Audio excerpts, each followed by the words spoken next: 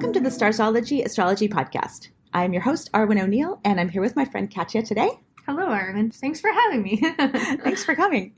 So today we are going to be doing something a little bit different. And I think I say that a lot, but this is actually quite a bit different from what we've done in our transit podcasts. This is going to be about one of the questions that recently came up.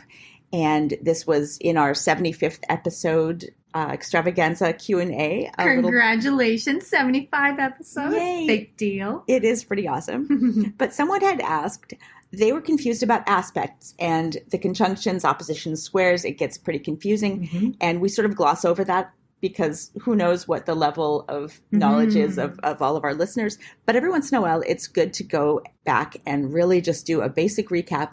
And I thought one of the best ways to understand, and of course, if anyone is listening who is more of a seasoned astrologer and you're thinking, well, there are way more than 5 aspects. Yes. But we're going to focus on the major aspects or the Ptolemaic aspects, which is, aspect? Yeah, exactly. Oh. That's just another word for major aspect. Okay. And it was based on Ptolemy, who was like an astronomer from back in the day, ancient times. And we are going to be just going through the basic 5 conjunctions, oppositions, squares, sextiles, and trines. Mm-hmm. And we're going to go through the same 2 planets in all of those aspects and just describe what the difference is and give examples and look at some charts, or not charts, but people in the public eye who have these different aspects. Mm-hmm. It's funny because when I was looking at these celebrities, I was like, is there a unifying factor? And you might not really see that there's like that much difference between someone who has a conjunction and has the opposition, and that might be even more confusing. But at the same time, it's more about like what it feels like in their life. We know celebrities by what movies they're in or what they've accomplished or the books they've written or whatever, but we don't really know what it's like to be them. So it's kind of hard to say, well, oh, this, person seems like the conjunction is acting more like an opposition in their chart. Well, they might have gone through a great deal of effort in their life to make the most of whatever this difficult aspect is. So maybe they have the opposition of Mercury and Mars, like they've been very combative and argumentative all their life, and they've really tried to ameliorate that and to make it a more productive part of their life. So now as someone who is an adult and they're famous, maybe they seem like a really easygoing and pleasant person, but they've had to work really hard with this difficult aspect in their chart, right? So that's one of the shortcomings of looking at celebrities as an example, because we don't always really know what they're actually like. Absolutely.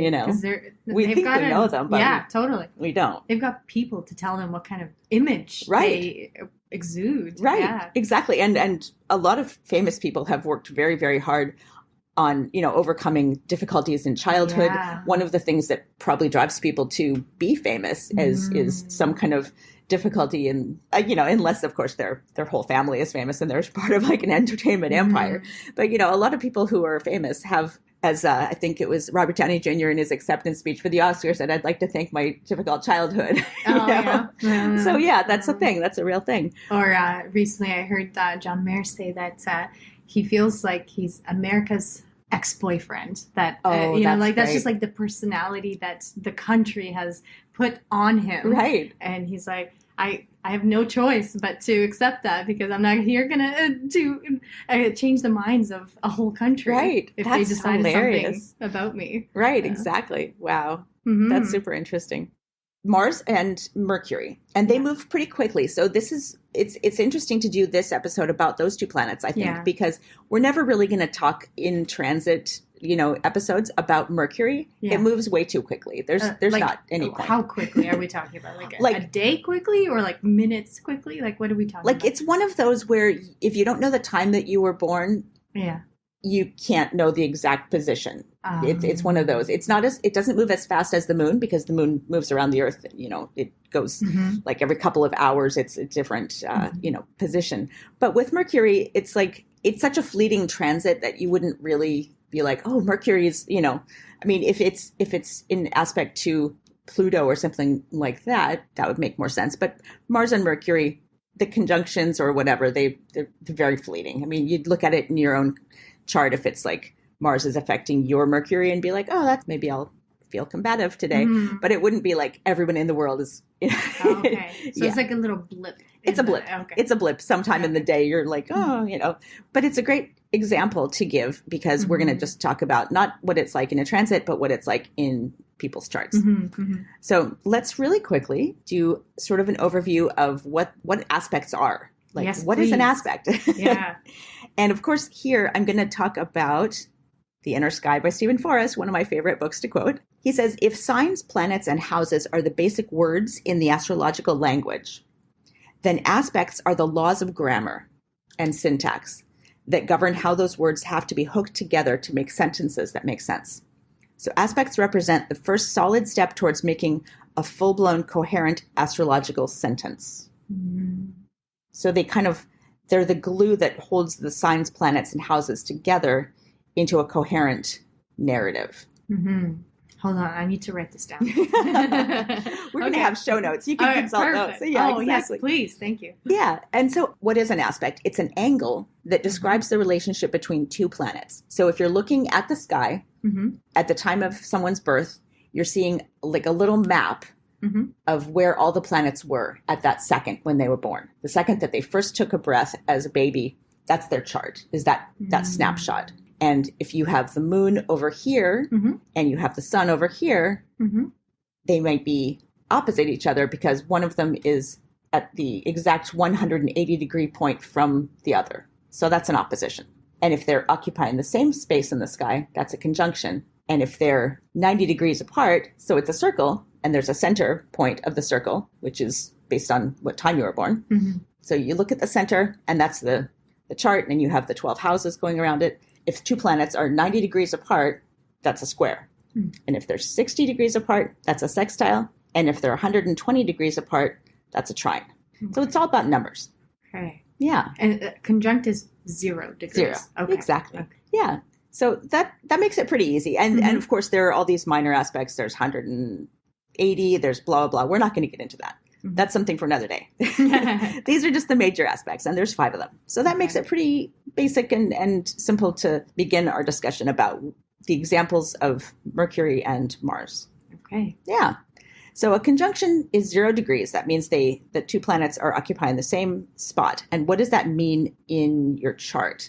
Well, that means that the two planets' energies are combined. They express themselves as one. If there's a transit of like Pluto, it's going to affect both of those planets at the same time. So if Pluto is conjunct in transit so let's let's back up. If you have Mercury and Mars, because that's the two planets we're going to be talking about today, if you have them conjunct in your natal chart and Pluto comes around and touches one of those planets, it's going to touch both of them at the same time.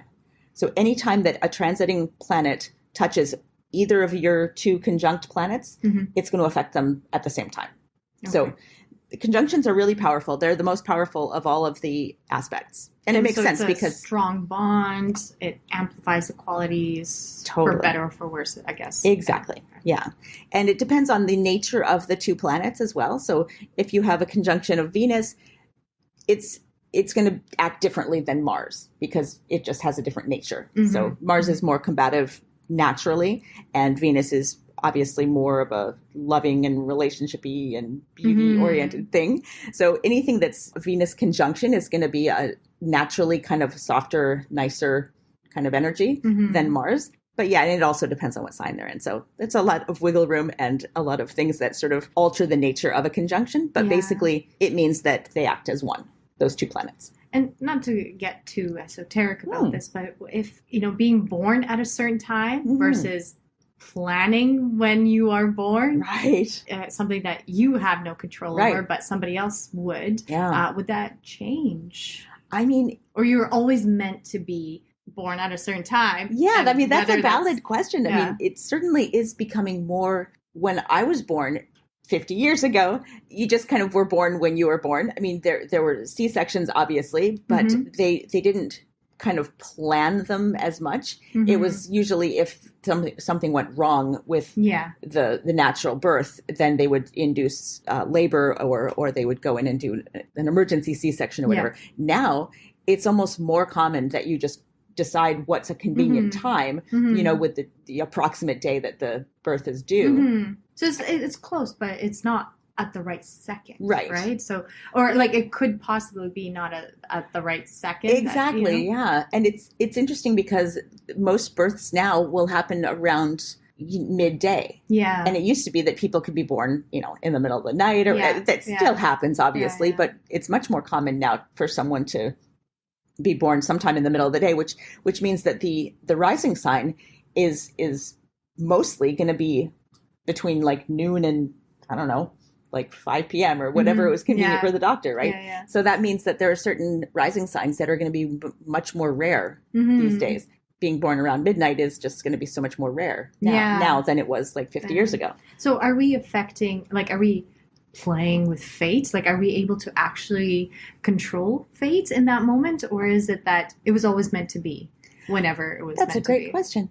It's a very philosophical question, but it's interesting too, because there's certain things that affect, generational personalities and like the personality of an era. Like if you think of certain personality traits that were very common 100 years ago, there's definitely a change, right? Like people are more, probably more open-minded now overall, probably more adventure seeking, more ambitious.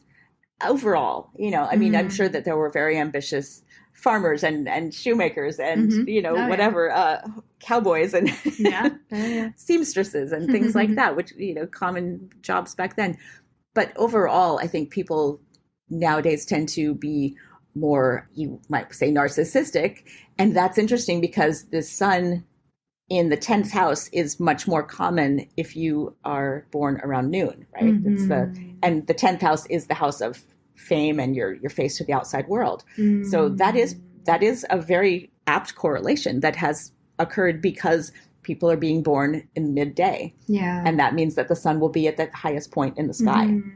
I wonder if I could challenge narcissistic tendency or something that people might fall into based on this conjunction. If it's less about narcissism and more about now we've got more autonomy. Yeah. And so we can govern ourselves individually much better. And relative to, say, a female, in the 1800s, like that's a huge difference. Oh, exactly. In what we're able to think for ourselves. Absolutely. Yeah. And it's, when I say narcissism, it's like, that's the darker side of it. But the positive side is that we do have more autonomy. We have more opportunity to be enterprising and men and women, both, but definitely women way more than they used to. Yeah. And so that's definitely something that's occurred with that more daytime oriented sort of the sun. Which is funny because not to bring it back to yin yang, but daytime is very yang energy. Yeah. Very, very driven, very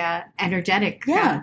Much more masculine. For sure. And so I guess it would make sense that you would do that. Yeah. Yeah, absolutely. Okay. Absolutely. And that's like, as women have definitely taken more of an active role in public life, they have obviously taken on more traditionally masculine or yang sort of qualities. But yeah, it's interesting. Cool. Yeah. How about sextile? So conjunct 0 degrees, sextile and 60. Okay. So the sextile is when two planets are 60 degrees apart or two signs apart. So for example, Virgo and Scorpio, Aries and Gemini, Sagittarius and Aquarius. Stephen Forrest says that with the sextile, it's often considered like a watered down trine.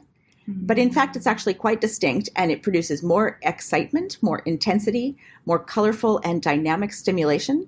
So there's a sense of humor and enthusiasm and restlessness, but in a positive way, like the feeling of falling in love, dancing, or laughing. Oh, I know. That sounds lovely. It does. It sounds amazing. And with a trine, it's 120 degrees apart. So these are also a soft aspect or easy aspect. And in fact, it's kind of the easiest of all of the aspects, the trine. It's the key word for trine is flowing. So this is it's when two signs are in the same element. So two water signs, two fire signs, two air signs, or two earth signs. It's the allies kind of thing. It's not necessarily like a passionate aspect, but it's like you have so much in common and it's just easygoing and flowing. Yeah, and little effort.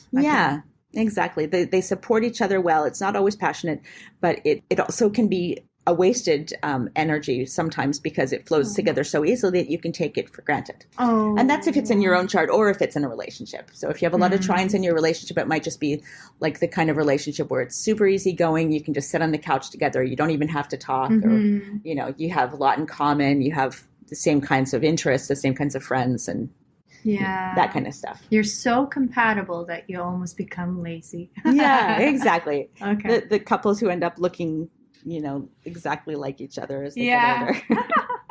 I actually know a couple like this. They go to the same barber. They both have short hair. Yeah. And they just go to the same barber. And it's so easy for them. Totally. But they're just like, we'll both take the same. Yeah. I find people end up looking like their pets sometimes too, which is hilarious. Yeah, I've seen that too. Yeah. I see that more often than people looking like each other. But, yeah. And it's funny, you don't ever think like someone is going out and getting a pet because it looks like them. Yeah. But there must be some subconscious thing that's at work there. Have you ever thought what your pet would look like? Or like what your... Yeah, I mean, for sure. Yeah. Are you willing to share? I do like a long-haired cat. I mean, that is a good... Do you think you look alike? I mean, I do have long hair. Yeah, you do. Yeah, and you have cat-like tendencies. I shed a lot. Yeah, exactly. You're very agile. Well, thank you. Exactly. I'm not as easily spooked as most cats, though. I don't think. Thank goodness. Yeah. How annoying would that be? Come to the room and I just run away, vomit uncontrollably. Oh my god. Oh no. Okay. Yes, we love cats. Anyway, so yeah, that's the sextiles and trines. They're similar, but actually quite different as well. Okay. Shall we jump into the examples, or let's go through all of the aspects first, and then we'll... I was like, I have a question about squares and oppositions. Amazing. Okay, so let's do that next. Which one do you want to do first? Well, maybe square. I remember you saying 90 degrees. Yeah, exactly. It's 90 degrees. So it's like there's 4 quadrants in the chart. So it's basically like it makes an X, and the ones that are at the point of the... So make an X with your hands. X with my hands. Okay, done. Where your fingers are, your fingertips, that's square to each other. Ah, okay. Yeah. 90 degrees, I see. Yeah, exactly. Okay. And where your elbow is in comparison to your fingers of the same hand, that's an opposition.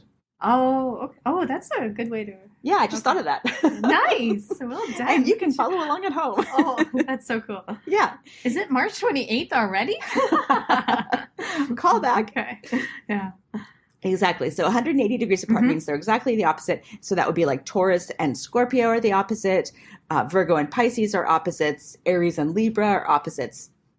And it doesn't get much more opposite, but like the old saying goes, opposites attract. Yeah. And so oppositions are actually a little bit less difficult than squares.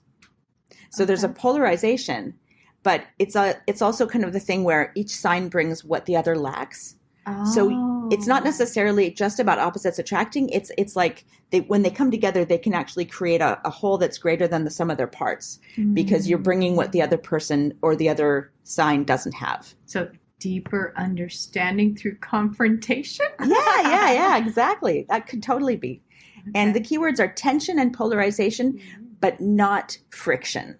Oh. Because they're opposites, so they don't kind of rub against each other in a way. Like it's a metaphor, but but basically this is describing the difference between an opposition and a square. And the square is a more difficult tension because it's almost like when you come to an intersection where 2 cars are trying to cross, and it's like if you're going opposite each other, you just go by each other. Yeah. But if you're coming up to an intersection and you're next to the other car, you kind of if there's no like signal light to tell you when to go, you kind of have to make eye contact, be like, is it me, is it you, is it me, is it you, and then you both go at the same time and you crash. I think there might be rules against that or for that, like the right of way. It's not the perfect metaphor. Got it. Yeah. But how is it that there could be so much polarization, so much confrontation, so much opposition, and yet no friction? That seems magical to me. How do you not have that? It's interesting. I mean, oppositions are kind of a weird, like they're considered the second most powerful of the so conjunctions and oppositions, and not to I don't want to get into orbs because orbs is a whole nother can of worms. That is definitely like an intermediate level topic. But basically when we think of how strong an aspect is, Conjunctions are the strongest, like by far. So astrologers will usually consider an aspect exact is like 0 degrees. They're like right on top of each other. If you have 20 degrees Taurus, you both have, 20-degree Taurus, like they're conjunct, exactly conjunct. But you would consider it still a conjunction if one was like 20 degrees Taurus and the other was like 28 degrees Taurus. So eight degrees off is still considered a conjunction. With an opposition, you also take about 8 degrees. With a square, you would only do like 4 or 5 in order to make it an exact square. See. Okay. If you have a square, if you have 2 planets that are like 10 degrees off of a square, it's not a square. Oh, okay. 4 degrees is a square. Oh, okay. So there's some wiggle room. There's some wiggle room. Yeah, exactly. And a lot of astrologers will actually kind of wiggle orbs like bigger or smaller depending on what their preference is. And, you're setting up your software or whatever. And some astrologers will like go 10 degrees for a conjunction and opposition, 8 degrees even for a square. That's a little much. Is it up for debate? Oh, it's super up for debate. Oh, okay. Yeah, it's one of those things in astrology which is definitely up for debate. Some people get super heated about it. Yeah. It's hilarious. Drama. Some people are very strict about it. Like squares only 4 degrees, not a minute more. Yeah. And conjunctions that's like 8 degrees, absolutely that's it. But maybe if it's the sun and the moon and the ascendant, they'll go up to 10. Okay. And I had some software on my old laptop, my beloved old laptop that has all my great software. It was called Janus. Janus is one of my favorite astrology programs. And you can get so into the details. You can change every little aspect. You can change it per planet if you want. Like, so if you're like, I'm super into Venus and any Venus aspect, I want it to be like 2 degrees bigger, orbs, and you can change it for relationship charts versus like if you are super into doing synastry charts or composite charts, you can have different synastry. Yeah, that's when you compare 2 charts and you lay them on top of each other. Is it at all related to sinister? No, but that's a good. Yeah, I wonder. Let's look up synastry. It's SYNASTRY. Let's see what the etymology of that is. I'm a big etymology nerd. Yeah. So overall, would you say that the closer to the exact degrees, the more potent Absolutely. The influence? Oh, okay. 100%. So that's just how it works. That is exactly how it works, yeah. And a lot of the time, if you're looking at your chart and you're looking at all of the aspects in a list, the way you want to maybe put it in order, sometimes you put it in order by planet so you can see all of the sun aspects together, all the moon aspects together. That's one way of looking at it. But probably my favorite way of looking at it is the strongest aspects first. Oh, okay. So the zero orbs, if you have a conjunction and it's like literally your sun and your moon are both exactly at 10 degrees Virgo, that's going to be the most powerful aspect in your chart. And then the ones that are like the weakest are like, maybe 9-degree difference, whatever, like depending on if it's a conjunction or a trine or whatever. I wonder if people listening to this are just going insane, thinking like, just yelling from wherever it is that they are. Like, yeah. But I think this is what's so beautiful about this, that you can have this heated debate and hopefully respectfully. 100%. It's cool to hear what people are attached to. Well, exactly. And this is why, like, the free sites where you can put in your chart and stuff like that are great. But if you are an astrologer and you're doing people's charts, that's obviously why you want to invest and have your own software, because then you can muck around and do all those little changes and make it exactly how you want it. So that when a chart comes out, you're not going, wait a minute, the moon isn't, conjunct blah, blah, blah. If it's at such and such degree. No, it's going to always come out the way you believe it should and what is meaningful to you. And it's not, And is this a bias that would just make you feel better, or is this... I mean, it definitely will change what the chart turns out. Yeah. Like if you put in, if you go to a certain website, and this is funny too, this happened to my mother. She was just, on some random website that someone had recommended, and, you can get a free chart interpretation. And she's like had her chart done like so many times, but this is just a new website or whatever. And she puts it in and it automatically used like Regiomontanus house system and not Placidus, and she's like, what the hell? Like who even uses that? Why would like it's so random, and that was like their default. Like what? It makes no sense. And house systems is another thing that people get super like heated about the debate. Oh, I love it. It's hilarious. Okay. Yeah, I think we've done an episode about house systems, and if we haven't, we will. But yeah, that's another one, just like orbs, where people get like very emotional and weird about it. Yeah, I bet. Yeah. Well, so synastry. Synastry. What is okay? So synastry is a branch of astrology that focuses on the comparison analysis of two or more individuals' birth charts to gain insight into the dynamics of their relationship. Yes, this is exactly true, but what is the etymology? Well, let's find out. We'll find out. We will. Yeah. We're not going to rest until we find out. I know. Okay. It's an astrological term coming ultimately from the Greek synastria, a noun compounded of the Greek preposition and suffix syn, which means with. So completely naturalized in English, the Greek noun astro, star, familiar in astronomy, blah, blah, blah. So yeah, with, okay, interesting. So it's with, which is syn, and then astri, which is like astro, with the stars, or together. Yeah, I like that. Okay, yeah. cool. So synastry means when you combine your charts. Yeah. Easy peasy. Now we learned something new, and it has nothing to do with sinister. No, but it does rhyme. Or what's the word when it, it sounds similar. Yeah, but different. But different. Got it. Exactly. So I think that was, we've gone through oppositions and squares. So we've done a little like definition of all of the major aspects now. So let's take some examples of using Mercury and Mars as our two planets. So Mercury moves really quickly, and each of these aspects is going to occur probably like once a year, I think. I should have looked that up, but regardless, they're not super uncommon. And if you're looking at your chart, you're probably going to have Mercury aspecting something. You're going to have Mars aspecting something, but you might definitely not always have them together. So some people have Mercury and Mars aspecting each other, and some people don't. And out of those, you can have either a conjunction or an opposition or a square, or you might have like a minor aspect, like a biquintile, which we're definitely not going to talk about today. What? You're like, what? No, this is what I agreed to. You know, when you're in that elementary school and you have to write down little words that you don't understand what they are. And God. You have to define them, and that's what your homework is. Katya scribbles biquintile. Yes. Every time I talk to you, it doesn't, I learn a new word. You're like the human calendar, you know, the one that's got the new word to use. Yeah, the word of the day. Yes. Yeah. Oh, totally. I love that about you. Thank you. Thank you. So synastry is one, and biquintile. Yeah, we're not going to talk about biquintiles today. Not this time. Not this time. One day, maybe. Okay. I hope so. Yeah. I'd like to know what that is. Exactly, yeah. But not today. I mean, who doesn't? Yeah. So Mercury, Mars aspects. Tell us more. Okay, so Mercury is the messenger of the gods. Just like to define Mercury, it is about your communication. It's about your writing style. It's about your self-expression, your humor, your body language. It's about how you speak, whether you speak with your hands, like I'm doing constantly.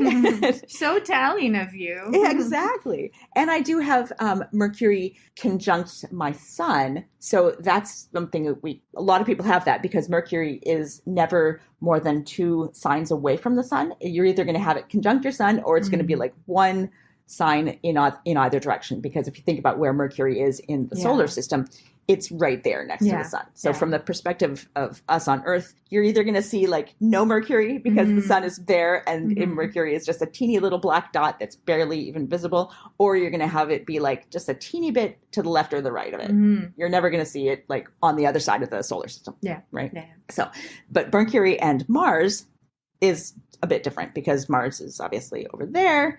And I'm doing this thing with my hands, which is very Virgo, Mercury kind of thing. We should do video podcasting. Exactly. One day we will. It's a lot more work. And then I'd have to worry about my hair. Blah, blah, which blah. Which is beautiful. Oh, well, thank you. Yeah. Thank you very much. I like, little pink on the ends. But, stunning. Thanks. Okay, so we've done Mercury. Now Mars, obviously, is the planet of aggression, of drive, of activity, initiative, sexual conquest. And it can suggest the kind of man you're attracted to, or it can suggest, and this is, astrology is a bit sexist, whatever, but we do say male and female. What we mean is the archetypes. Yeah. So you could be more yin yang. Yeah, you could be whatever gender, any thing in between, but everyone has a Mars and everyone has a Venus, and that is like your passive attractiveness versus your aggressive going after what you want kind of thing, which is like the traditional old school Mad Men version of like male and female. But this is the energies that we're dealing with. Everybody has a Mars, everybody has a Venus, everybody has a Mercury, and they're all just Thank you different for expressions that. of the personality. Yeah. So when you have Mars and Mercury together, you see initiative, aggressiveness, and intellect kind of combined. Sounds in a way. Competitive. Yeah, okay. It can be very competitive. And it's interesting because when they're conjunct, like let's just talk about the conjunction first, because that's the 0 degrees. When we talk about any conjunction, it's those two planetary energies acting as one, right? So when you have Mercury conjunct Mars, you see that your energy and your activity and your communication are one drive. So if you have Mercury conjunct Mars in Aries, you're going to have a fiery, passionate, egotistical, kind of competitive person who is very forceful in the way they speak. Maybe they're very temperamental. They use their words as weapons. You know, they're very blunt. They're very like verbally aggressive, verbally charged. Someone that you maybe can't get a word in edgewise. Not like with me where I just babble, but someone who's, you know, the words are like cutting and sort of brusque. Or maybe they don't talk a lot, but when they do, they're very forceful and kind of blunt. And to what end? Like, what's the point of this? It's just like it's impulsive. They can't control themselves. When you like, have it in Aries, I would think maybe. If Mercury is conjunct Mars in Aries, for sure. If it's Mercury conjunct Mars in Libra, might be a very different sort of energy. They might still be a very blunt and brusque person, but when they are speaking, it comes across differently. Like it comes across in a more logical and more controlled and kind of more maybe calculating kind of way. Maybe somebody is really good at I don't know, what kind of Libra. Like this is what's so fun about astrology, because you just kind of make up these interesting, as Stephen Forrest said, it's the aspects that make the sentences make sense, right? So, well, I guess what I'm wondering about specifically for my own selfish reasons is what does that person need? Like when and how often does this happen? Like, is this like a once a year thing or once every 20 years thing? Oh yeah. This Mercury and Mars are very quickly moving, so it would be about like Mars takes I think 2 years to go through the entire zodiac. So so every probably 2 years, I guess. And if somebody, say with the first example, with the Aries example, Mercury Mars aspect in Aries, is that how you say it? Yeah. Like, what are they looking for? Because they're, behaving in a certain way that's true to them. But is it like that they want comfort? Is it they're like, they are? They just they have to. It's like I think Popeye was like, I gotta be me, or was it Popeye who said that? Or Ken? Ken. Ken maybe song. not Ken.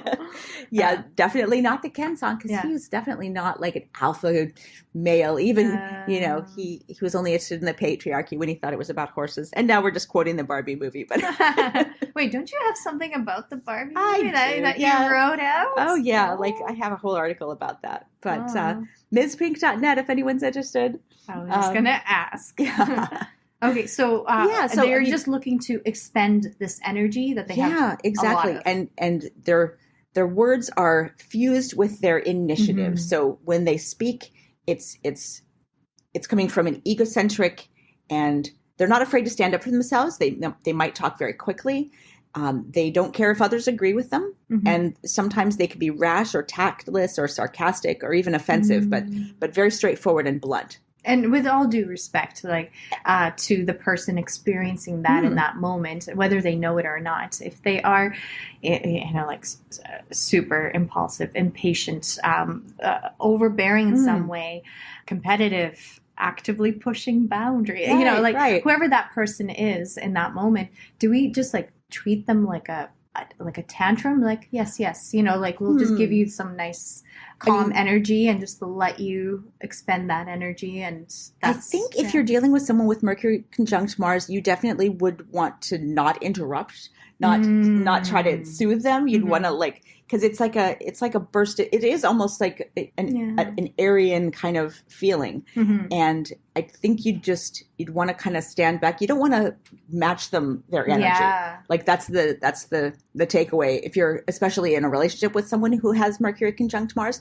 like that's something that is great to be able to look at someone's chart and be like, okay, that's why when we get into an argument, they just immediately start yelling. Yeah. It's not because they hate me or they don't respect me, but that's their communication style. And their communication style is merged with their Mars. Yeah. So when they speak, it's going to be like from 0 to 10 immediately. Yeah. And it's not like, oh, they're mean but that's just how they communicate. Their communication is blended inextricably always with their Mars energy. So it's nothing against you in particular as the receiver. It may be in some cases, but that's just how they talk. Yeah. And it's interesting because I think we all probably know people in our lives who like they get very fiery about any kind of topic. The minute that you talk about something with them, they're like 0 to 60 immediately. And you're like, oh, I don't, what did I do?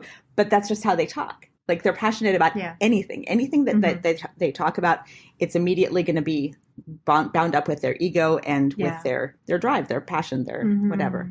Yeah, not to say this is good or bad, but this is one example with the Aries that it just helps us understand. Like you were telling me before that this is a great way to have another language to describe. Exactly. Yeah, I like this. Okay. And that's where our celebrity examples, may come in handy because we have people who have Mercury conjunct Mars, a few examples, Heath Ledger, John F. Kennedy, Meryl Streep, Salvador Dali, and Kendrick Lamar. And they might have it in, all different signs. Like I didn't go that deeply into it. We could look that up.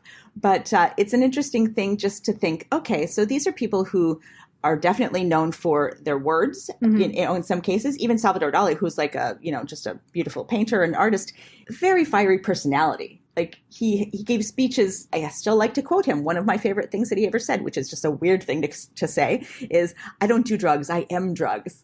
Like what? That's amazing. It's a great quote. Yeah. What a wonderful thing to say. Yeah. And sure enough, he probably is, right? Yeah. Like Salvador Dali for sure is drugs. But John F. Kennedy, I mean, a famous orator, like just absolutely to this day, like known for his wonderful speeches and for his wonderful presentation style, and not, a violent, like, you don't think of him as like a super aggressive person, but you think of him as someone who's convincing. Like when he spoke, people would like listen, and people are still quoting him to this day. Yeah. And part of that is the charm and, that Gemini, because he was a Gemini, but the other part is probably to do with that Mercury conjunct Mars, where you want to listen to what he has to say because he believes it, and Meryl Streep too. That's a great example. And Heath Ledger, who, was like such a wonderful like actor, and he won an Oscar after he was, after he passed away. Like that's a very powerful sort of Mercury conjunct Mars thing there, where you believe what they're saying, Oh, and I just got sad for a second. I was like, I wish he knew. I know. Yeah. I know, right? Right. Yeah, exactly. Yeah. Okay. So that's the conjunction. All right. Thank you for explaining that. That was a lot. Yeah, exactly. And I mean, that's the strongest of all the aspects. Yeah. So the rest of them, it's a little easier to describe. Yeah. And we can kind of do them in pairs. So we'll do the soft aspects next, and that's the sextile and the trine. And as we said, the sextile is 60 degrees. The trine is 120 degrees. With the soft aspects, you're going to find Mercury and Mars create an alert and active mind, an affluent conversationalist, someone who's brisk and lively and has an active mental life and an easy communication style. They express their opinions freely, independently, and easily, and they might be very good with their hands. So it's not just about your speaking style, but it's Mercury is about it's also about like dexterity. So you could be like really good with your hands. And the difference between the trine and sextile in this case would be more easily felt by the person, because we don't really know what their interior life is like, but you might just describe it as it's a soft aspect. Trine and sextile are going to be very similar, but there's a little bit of a difference depending on especially what signs they're in, right? So the trine, both planets will be in the same element. So for example, you'd have maybe Mercury in Leo and Mars in Sagittarius, or Mercury in Libra and Mars in Aquarius. And obviously those will be very different, right? And someone with those combinations would maybe express their intellect in a very earthy way or in a very, fiery way, depending. It's like if it's a trine, that's going to be what you want to look at. Is like, okay, what element is it in? Are they a very earthy speaker? Are they a very airy speaker? Are they, very philosophical and kind of mental? Or are they very fiery in their communication style? And that's going to be coming through with the trine. With sextile, it's a little bit different because they might have maybe a more creative kind of speaking style. So maybe you'd have Mars in Libra and Mercury in I wish I could help. Leo, I know. I will believe whatever you say. Whatever I say, exactly. So maybe Mercury in Leo, which is a fire sign, and Mars in Libra, which is an air sign. So they're both masculine, but their kind of relationship with each other, but they're not super flowing. So it's a little bit more of a friction, but it's they're friction supportive, but not the same, not too similar. Okay. Yeah. And that would obviously have a very different personality from someone if they had like Mars in Sagittarius. But you might find that same thing where they're very freely, independently, expressing their opinions, and their communication's just very easy and kind of friendly and, an exciting speaker. Oh, okay. Yeah. So from celebrity examples with Mercury trine Mars, we've got Miley Cyrus, Jennifer Lopez, Jennifer Lawrence, the J-Lo and J-Law, both, Franklin D. Roosevelt, and George Orwell. Okay. That's interesting. And it's like, I didn't look up what sign they actually are in this, but it's interesting because if you compare then like Franklin Roosevelt, who has the Mercury trine Mars, with John F. Kennedy, who had Mercury conjunct Mars, you see like they're both very great orators, but you can still see kind of a difference in those energies, right? Like we still quote both of them, but Franklin Roosevelt had kind of more of a fatherly and soothing kind of speaking style, even when he was like talking about war and the speech that he gave after the attack on Pearl Harbor and all that stuff. But it's not like this sort of fiery oratory kind of style. It's more of a comforting kind of thing, which is like Grandpa. Exactly. Grandpa Frankie.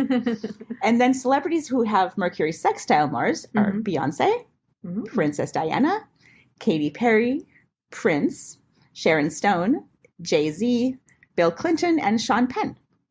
Beyonce and Jay-Z? Right? Interesting, huh? I mean, that's one of those things, too, where you kind of go, I wonder if these things are attractive to, like, the similar types, right? Yeah. It's you see that a lot when you look at comparing two people's charts, not in a synastry, but when you just look at them side by side. People who are couples, you often see similar aspects. That's one of the things they have in common is and it obviously depends on the aspect, because there can be difficult aspects that attract each other to each other as well. Yeah. Like maybe two people had like a difficult childhood, and that's something that they bond over. And you see maybe they both have like the moon in a difficult aspect to Saturn, or the moon in a difficult aspect to, one of the outer planets. And one of the things they have in common that brings them kind of together and brings them comfort is that they both had a difficult childhood or a difficult relationship with their parents. And then that's one thing that they kind of bond over. You see that also with like, communication style. Sometimes obviously opposites can attract too. But you still need something to bond over. Exactly.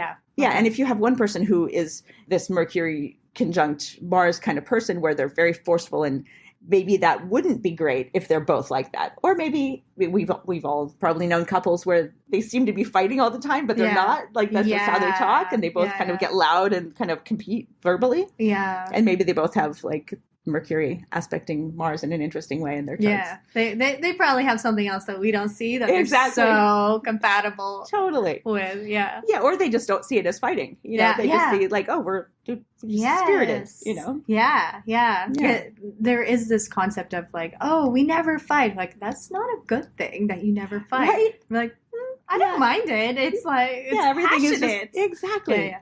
Exactly. Okay. And that might be a thing too, where like someone who has, a lot of trines in their chart, or especially like Mercury trine Mars, like they'll speak very soothingly, and maybe the other person has something like where it's more of a square aspect, and so they're more aggressive in their thing, and they kind of offset each other. Like, That's why it's so funny. Is people, when they're just starting to learn about astrology, they think, oh, is that a bad thing? No, nothing's a bad thing. Yeah. Like you can work with it, but that's why it's great to know, because then you can kind of create stories and help understand yourself and another person. I can't help but feel like this is therapy. Oh my God. Yeah, totally. Why does this feel therapeutic? This is nice. Yeah, exactly. Okay. It's kind of funny too, because like a lot of the astrology books I learned on, and probably most of the people who are like listening, either, are quite a bit younger than me or like a little bit older than me, but people in the 60s and 70s who were writing about astrology, the books that I grew up reading, they all started out as psychologists or counselors in some way, like most of them. Wow. Yeah, like Stephen Arroyo, who I quote all the time, I believe was a psychologist. And I could be wrong about that. And I'm not going to look it up right now. If I'm wrong, I don't want to know. Yeah. But yeah, like counseling and psychology. And it was like that's compared to what astrology used to be, like back in the day before it kind of had this renaissance in the 60s. It used to be considered a prediction.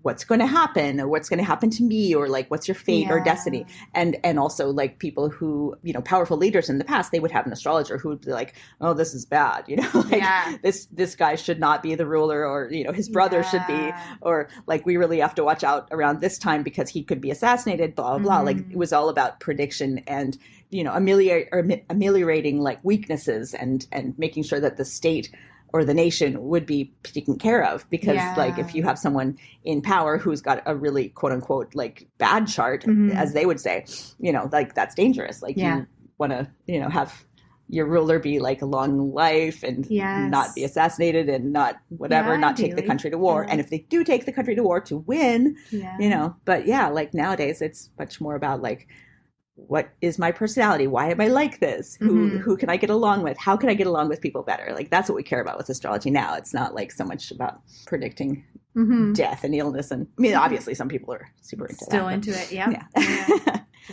All right. Very So cool. Those were the soft aspects. Let's do the squares and oppositions. So they're similar as we talked about. When you have Mars and Mercury in squares and oppositions, they can be a combative, egotistical, and aggressive temperament. They can be like the kind of person who is just constantly kind of like going to battle with people, the guy in the bar who getting into arguments. And these people are maybe unable to control their communication style, and they may behave in an irritable, temperamental, rash, and hot-headed fashion. And this is just their personality. That's just how they are. They don't necessarily mean to fight, but that's just what happens. And the important difference between the hard aspects comes when you think about the signs involved. So someone who, for example, has Mercury opposite Mars and they're in Gemini and Sagittarius exhibit like that opposition very differently from someone who has like Gemini square Mars in like Virgo, Mercury in Gemini square Mars in Virgo, or Mars in Pisces, for example, like very different than that opposition Gemini Sagittarius. So Gemini Sagittarius opposition, they could be like a really lively, adventurous kind of speaker. They would love like wordplay and banter and like, word games maybe, or they could write like incredible adventure stories and tell people about their exploits and be like a really prolific kind of writer or conversationalist. So that's like Gemini and Sagittarius combined. And maybe if they have Mercury in Gemini and Mars in Virgo, they would be like less extroverted about it, but maybe similar in a writing. Like they could be a prolific writer and write about adventures and stuff like that, but not necessarily the kind of person who wants to tell you like verbally about it, because Virgo is more introverted kind of Mars, right? So it'll really depend on what sign they're in. Yeah. So let's do our celebrities. Celebrities with Mercury opposite Mars are Kate Blanchett, Christina Ricci, Nina Simone, Ice Cube, Alice Cooper, and Tucker Carlson.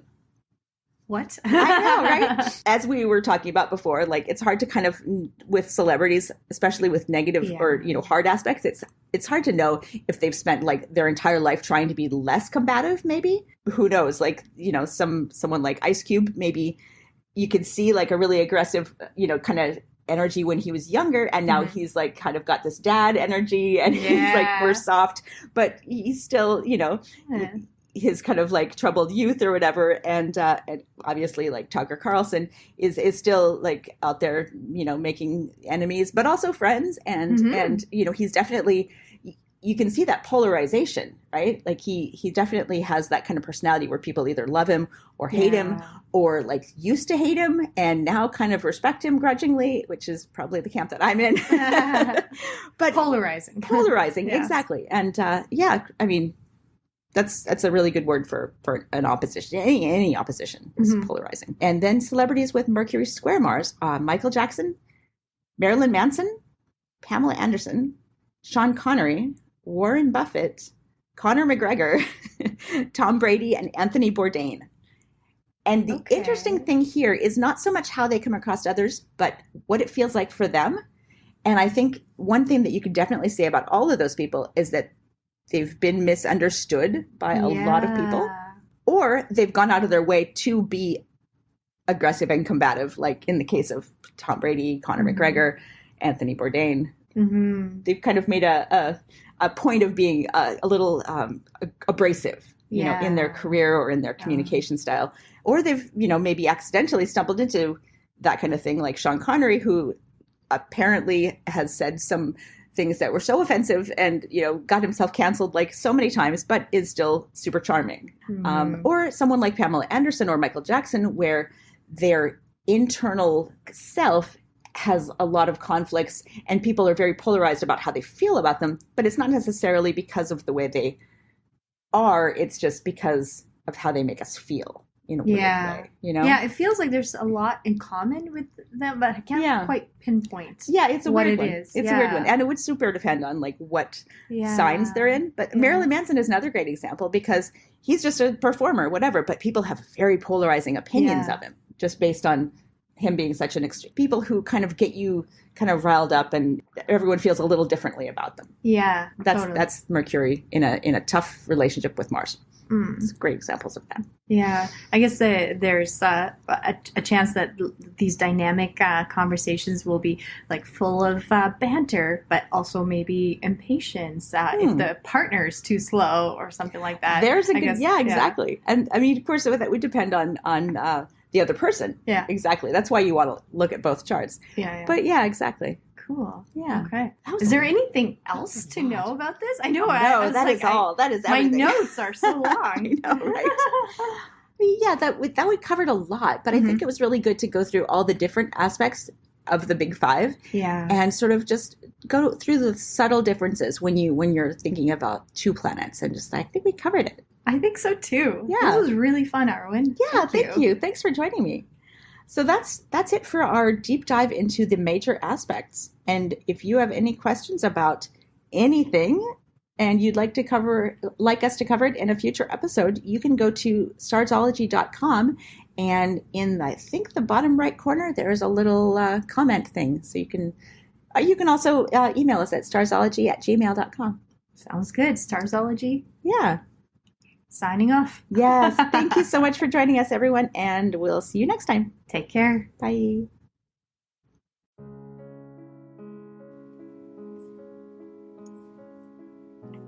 Thanks so much for getting this far through the episode. I just want to take a moment to tell you about the two main options of my astrology services. So the first one is coaching. If you are an aspiring astrologer, and by that I mean someone who's perhaps a hobbyist astrologer or someone who's learning astrology or a student, or you've got a few books and you've been doing it for a while, but perhaps you need a little bit of help to bring it all together, then maybe getting some astrological coaching from me would be the answer for you. The astrology coaching I offer is a 1-hour session on Zoom, and it's tailored to answer your particular questions. For example, if you have issues with natal chart readings, we can go there. Or if you're having problems working with your forecasting, we can go there. Or even basic astrology stuff, or even getting yourself organized for your astrology business. The idea is that astrological coaching will answer your particular questions. It's tailored specifically to you and where you are in your astrological journey. And I'm happy to help you out with some guidance about how you can get going, what to focus on, and what to dismiss. So that would be the astrological coaching for people trying to learn astrology. The second astrological service I offer is consultations. So this is for someone who perhaps doesn't know anything about astrology, but they just want to have their chart read or get their chart done. Call it what you will. So once more, this is a 1-hour consultation over Zoom. I will interpret your chart, tell you about the main features, tell you about where the energy is flowing, and all the rest of what is entailed in a thorough natal chart interpretation. I can also add in some forecasting in there too, bearing in mind we only have 1 hour. So just in summary, I've got coaching for people who want to learn astrology, and I've got consultations for those who want to get an astrology reading done. I'm Alison Price from Starzology.com. Thank you so much for listening. We'll see you next time.